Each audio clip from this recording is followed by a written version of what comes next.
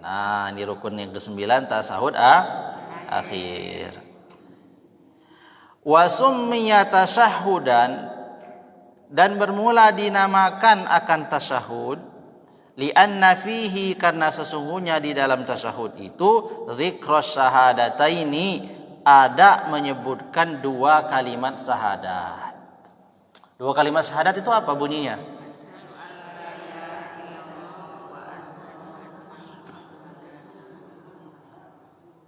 Asyhadu an la ilaha illallah wa asyhadu anna Muhammadar Rasulullah. Muhammadar Rasulullah, bukan Muhammadur ya.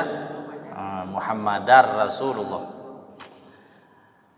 Jangan salah, banyak tuh masih pada salah. Kalau kita coba Pak baca syahadat, asyhadu an la ilaha illallah wa asyhadu anna Muhammadur Rasulullah. Nah, itu keliru. Jadi baca yang benar Muhammadah. Jadi asyhadu an la ilaha illallah wa asyhadu anna Muhammadar Rasulullah. Kenapa? Ya ada annanya itu ya. Jadi karena ada anna menyebabkan jadi bacanya Muhammadar Rasulullah. Anna itu huruf nawasib namanya. Jadi harus mansub dibaca. Syurutut tasyahudil akhir,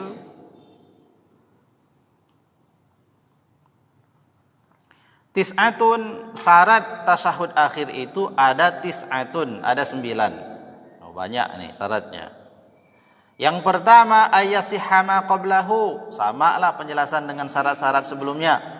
Ayyasihha ma qablahu, itu syarat pertama, bahwa syarat atau rukun-rukun yang sebelumnya sah ya. Nah, itu syarat pertama. Syarat yang kedua ayyakuna bil arabiyati, bahwasanya tasyahud itu harus dengan berbahasa Arab. Enggak boleh pakai bahasa Lampung, enggak boleh. Ya? Harus bahasa Arab atau bahasa Jawa, bahasa Palembang, bahasa Medan.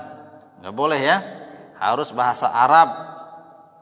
Fa in ajaza, maka apabila dia tidak mampu daripada bahasa Arab, ya nggak bisa ya, tasyahudnya karena baru belajar. Fa in ajaza anhu tarjama aqallahu, bila ia tidak mampu, maksudnya tidak bisa dia mengucapkan tasyahud dengan bahasa Arab, maka boleh dengan terjemahnya sedikitnya tasyahud itu. Ya? Nah, dengan terjemahnya, terjemah mana tuh? Terjemah sesingkat-singkatnya. Itu karena itu harus ya, itu termasuk rukun. Ajaza, lemah, nggak bisa. Ini berlaku bagi orang yang baru masuk Islam. Baru masuk Islam, asyhadu an la ilaha illallah wa asyhadu anna Muhammadar Rasulullah. Dituntun. Nggak bisa juga. Oh, ternyata bisa. Begitu dia sholat masih nggak bisa dia ucapkan asyhadu an la ilaha illallah dengan bahasa Arab. Maka boleh dengan bahasanya, dengan singkat. Nah, untuk yang sudah lahir memang sudah beragama Islam atau sudah lama belajar, maka tidak boleh. Kemudian yang ketiga, mura'atu hurufihi, menjaga huruf-hurufnya. Jadi menjaga huruf-hurufnya itu ya sama seperti kita baca syarat seperti kita baca rukun salat yang kedua yakni surah Al-Fatihah, ada menjaga huruf-hurufnya. Jadi benar harus menyebutnya dalam bacaan tasyahudnya itu. Asyhadu an la ilaha illallah wa asyhadu anna Muhammadar Rasulullah. Enggak boleh bacanya asyhadu an la ilaha illallah wa asyhadu anna Muhammadar Rasulullah. Itu enggak boleh begitu tuh. Banyak yang hilang. Pertama, salah menyebutkan, tidak menjaga, tidak muru'atu hurufihi, tidak menjaga huruf-hurufnya, dan dia juga banyak menghilangkan tasdid-tasdidnya. Nanti tasdidnya akan kita hitung. Tasdidnya berapa? Jadi harus dibaca benar ya. Asyhadu an la ilaha illallah wa asyhadu anna Muhammadar Rasulullah. Jadi coba diulang ya. Nah, ikut sama-sama, jangan sampai salah. Ibu-ibu lihat cara saya bacanya, baca tasyahud, ini rukun, sama seperti kita baca surah Fatihah, nggak boleh salah. Jadi bacanya itu karena syarat sahnya mura'atu hurufihi, menjaga huruf-hurufnya tasyahud itu, maka harus benar membacanya dalam bacaan tasyahudnya itu. Bacaan tasyahud itu kan panjang kan? Cuman saya mau ajarkan yang tasyahudnya ini, ya, yang syahadatnya itu. Jadi bacanya gini. Asyhadu an la ilaha illallah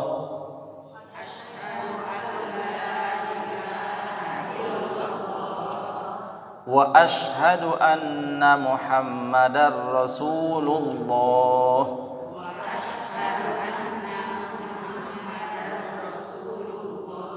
Wa asyhadu annanya pendek, nggak boleh kita baca wa asyhadu anna Muhammadar Rasulullah. Jadi dibacanya wa asyhadu anna Muhammadar Rasulullah.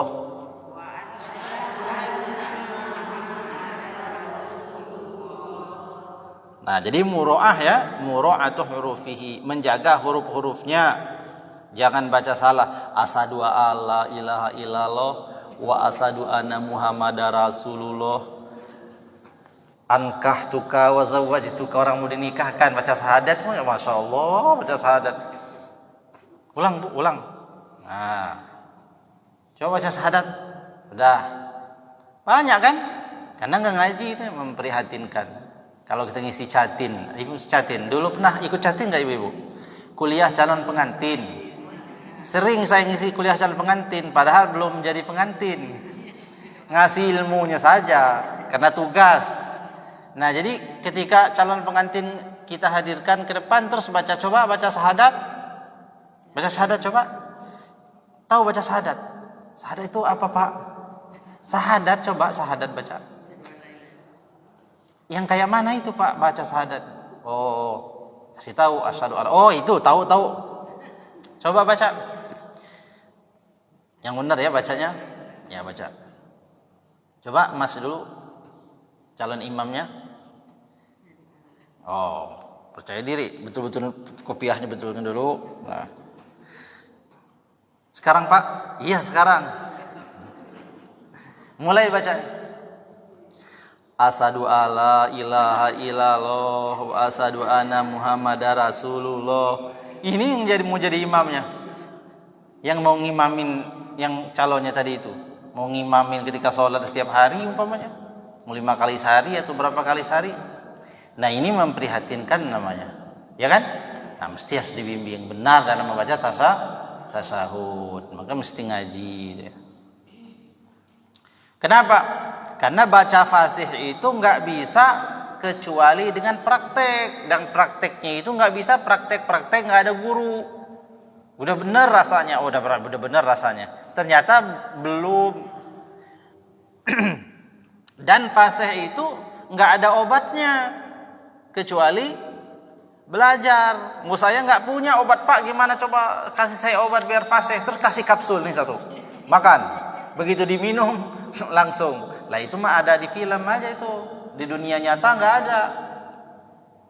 Nggak ada kita jualan kapsul supaya fasih, nggak ada. Obatnya cuma satu, belajar, latihan. Jadi terus diulang-ulang. Asyhadu an la ilaha illallah wa asyhadu anna Muhammadar Rasulullah. Masih kurang, diulang lagi sampai kemudian menjadi fasih. Jadi fasih itu nggak ada obatnya kecuali sering mengucapkan. Pak, bagaimana Bapak fasih? Oh, ibu itu fasih ngajinya. Gimana caranya? Nggak usah tanya-tanya, nggak usah. Pasti dia rajin ngaji. Pasti dia rajin ngaji, rajin baca Quran. Kalau nggak rajin baca Quran, fasih-fasihnya nggak akan benar ya. Mesti salah. Jadi kalau rajin baca, maka jadi fasih. Paham ya? Jadi mura'atu hurufihi, dijaga huruf-hurufnya. Yang keempat, mura'atu tasdidatihi, menjaga tasdid-tasdidnya. Tasdid, tahu tasdid ya? Apa kalau bahasa kita tasdid? Penekanan. Bukan disebut apa, ibu-ibu ngaji dulu. Tasdid ya? Tasdid ya? Atau sabdu. Menjaga tasdidnya. Tasdidnya nggak boleh dikurangi. Jumlah tasdidnya itu ada 21 tasdid atau minimal ada 16 tasdid bila membaca tasahudnya pendek. Ya. Nah, nanti kita baca, kita lihat di bacaan tasahudnya itu benar tah 21 apa benar 16 itu. Tasdid-tasdidnya itu. Nah ya. Nah, kita lewatkan dulu, nanti kita prakteknya yang terakhir. Kita hitung nanti berapa tasdidnya. Di sini ditulis 21, minimal yang wajib ada 16. Nah, syarat yang keempat mura'atu tasdidatihi, menjaga daripada tasdid-tasdidnya. Kemudian yang kelima syarat tasahud itu adalah adamul lahni al-mukhilli bil ma'na, meniadakan kesalahan dalam membaca oleh langgam tertentu, al-mukhilli bil ma'na, yang oleh sebab langgam bacaan itu merubah makna. Jadi gara-gara dia nih masih kebawa-bawa lagu daerahnya, ya kan? Tiba-tiba yang panjang dipendekin bacaannya, yang pendek dipanjangin. Itu merubah makna. Setiap ingat, kenapa kita harus baca sesuai dengan ilmu tajwid itu? Karena setiap ada perubahan makna, ada pengurangan, berkurang pula, jadi berubah maknanya bacaan kita. Kemudian ada penambahan huruf, ada penambahan makna juga namanya itu.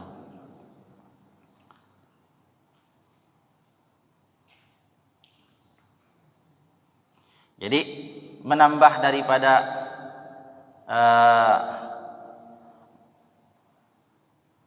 huruf menunjukkan pada perubahan makna. Ini dari tasahud nggak boleh berubah maknanya. Oleh sebab kita pakai lagu apa gitu. Kita biasa bacanya kan at-tahiyatul mubarakatus shalawatu lillah. Assalamu alayka ayyuhan nabiy wa rahmatullahi wa barakatuh. Assalamu alayna wa ala ibadillahis shalihin, dan seterusnya. Nggak boleh terus kita bawa lagu apa, lagu Lampung umpamanya itu. Gara-gara kita pakai nadanya nada Lampung, jadi yang panjang dipendekin, yang pendek dipanjangin, itu berubah makna. Tidak boleh. Syarat yang keenam, ayyatiya bihi qa'idan, dia mengerjakan tasahudnya itu dalam keadaan duduk. Harus duduk dia, ya, duduk. Enggak boleh dia berdiri. Fa iza ata bi juz'in minhu wa huwa fi sujudi aw qabla istiwaihi jalisan fala yakfi.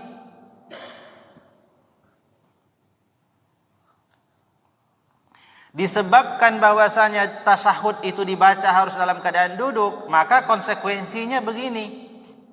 Fa iza ata bi juz'in minhu wa huwa fi sujudi au qabla istiwaihi jalisan fala yakfi. Andainya ada satu bagian saja dari bacaan tasahudnya itu dibacanya sedangkan ia masih dalam posisi sujud atau bangun dari sujud, ya kan? Maka tidak sah. Au qabla istiwaihi jalisan, atau sebelum istiwa jalisan. Nah, sebelum dia tegak lurus dalam keadaan duduk, maka tidak sah. Kan kalau buru-buru itu suka begitu, baca tasahudnya belum berhenti badan kita ini belum tegak lurus ketika duduk sudah mulai baca tasahud. Berarti sebagian bacaan tasahud itu kita baca masih dalam gerakan kita duduk dari sujud. Berarti bacaan itu tidak seutuhnya dibaca duduk, tapi ada sedikit bacaannya yang dibaca dalam keadaan belum tegak belum tegak lurus ketika duduk. Maka itu tidak sah tasahudnya. Jadi daripada sujud yang terakhir Allahu Akbar, belum lurus badannya duduk, dia sudah baca Allahu Akbar sampai sini badannya belum lurus, at-tahiyatul mubarakatus shalawatut thayyibatu lillah, sambil badannya bergerak lurus gini. Nah, dia lurus. Maka tidak sah. Kenapa? Karena ini syarat rukun daripada tasahud harus dibaca dalam keadaan duduk. Kalau dibaca dalam keadaan dia masih bergerak bangun dari ruku, dari sujud, dari sujud itu berarti ada sebagian bacaan yang dibaca tidak dalam keadaan duduk. Paham nggak maksudnya? Paham ya? Paham. Jadi betul-betul harus memastikan diri sudah duduk dulu, tegak duduk, lalu dia mulai baca tasahud. Tasawuf itu bacaannya apa sih? Ya itu tadi at-tahiyatul itu. Nah, nanti kita baca ya. Kemudian selanjutnya yang ketujuh, syarat daripada tasawuf ini, tasawuf akhir ini adalah ayyusmi'a nafsahu al-qira'ata li'annahu ruknun qawliyun. Ayyusmi'a nafsahu al-qira'ah, bahwa mendengar akan dirinya sendiri bacaan itu. Jadi kalau dia baca tasahud, tasahudnya itu harus terdengar oleh dirinya minimal. Li'annahu ruknun qawliyun, karena sesungguhnya ia bacaan tasahud itu merupakan rukun qawliyun. Rukun qawliyun, rukun yang sifatnya bacaan. Dan kalau bacaan itu baru dianggap bacaan jika ada suaranya. Dan suara itu dianggap ada kalau terdengar. Terdengar oleh siapa? Terdengar oleh diri kita. Jadi ingat, Allahu Akbar, batas tasahud harus terdengar. Gak boleh mulut kita gerak-gerak aja. Memang benarnya hatinya baca tasahud itu, bibirnya bergerak juga dengan gerakan yang benar, tapi gak ada suara, cuman baca Allahu Akbar. Kan banyak tuh. Ya, kalau sudah ngaji enggak begitu lagi. Harus ada suaranya. Jadi Allahu Akbar. Baca ya. Baca tasawuf. At-tahiyyatul mubarakatus salawatut thayyibatu lillah. Assalamu alayka ayyuhan nabiy wa rahmatullahi wa barakatuh. Assalamu alayna wa ala ibadillahis salihin. Asyhadu an la ilaha illallah wa asyhadu anna Muhammadar Rasulullah, dan seterusnya. Harus ada suara. Tapi enggak juga kuat-kuat seperti anak-anak TPA lagi belajar menghafal. Jangan. Yang penting terdengar oleh telinga kita sendiri. Ini rukun qauli. Jangan gerak-gerak aja bibirnya. Dikira orang ngedumel apa tuh, karena enggak ada suaranya. Yang keberapa? Yang ke-7 tadi ya. Yang ke-8 at-tartibu. Tertib. Yustaratu zalika idza kana tarkut tartibi yukhillu bil wa illa fayusannu. Syarat yang ke-8 bacaan tasawuf itu harus tertib. Jika seandainya tidak dibaca tertib merubah makna. Tapi kalau dibacanya tidak tertib, makna tidak berubah, maka hukumnya sunnah.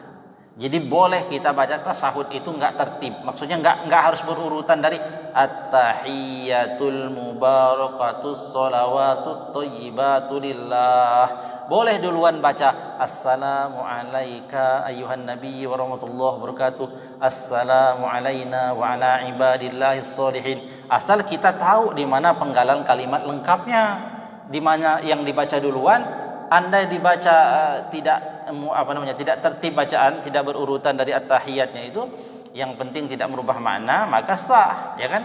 Hukum tertib itu hanya sunnah jika tidak merubah makna. Tapi kalau ternyata merubah makna ketika kita tidak baca dengan tertib, maka tertib itu hukumnya wajib. Paham maksudnya? Paham kan? Paham. Kemudian yang terakhir, yang ke-9. Yang ke-9, syarat daripada tasyahud akhir itu adalah al-muwalatu. Muwalah, maksud muwalah apa? Tahu? Apa muwalah? Ada yang masih ingat?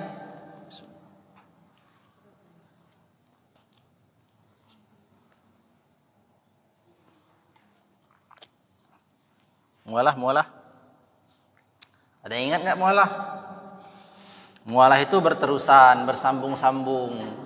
Enggak boleh at-tahiyyatul mubarakatus shalawatut thayyibatu lillah. Diam dulu. Lama baru dia lanjut lagi.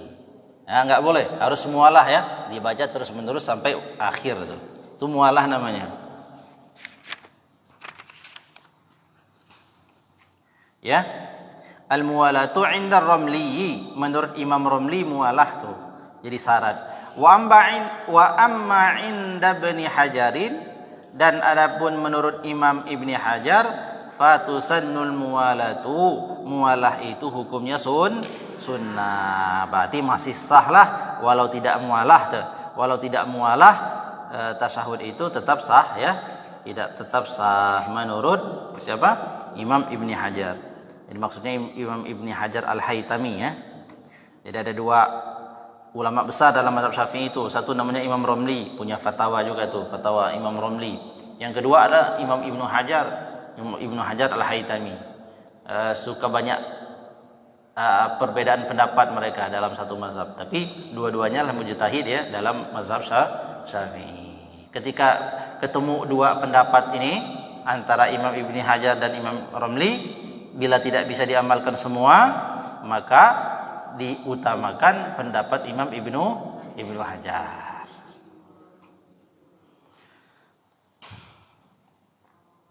Paham ya?